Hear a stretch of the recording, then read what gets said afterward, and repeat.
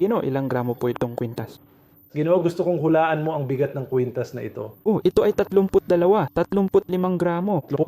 Oo, Tatapusin na ang kasunduan. oo. 25 gramo lang po ito, Ginoo. 25 gramo. 25. Buong set? Magandang 22 karat. Ah. 25 gramo. Sing-sing, pasensya na magkasama ang kwintas at ang hikaw. Set, diba? Buong set, maganda, 25 gramo. May iba pang disenyo. Halika rito. Kung makikita mo ito, 16 na gramo lang ito. 16 gramo. 16 na gramo. Ah. Magandang disenyo. 3 patong. Ang ganda ng disenyo kasama ang buong set, di ba? Buong set, diba? Ang set ay 16 gramo. Sunod, makikita mo isa pang 16 gramo. 16 gramo? 16 na gramo.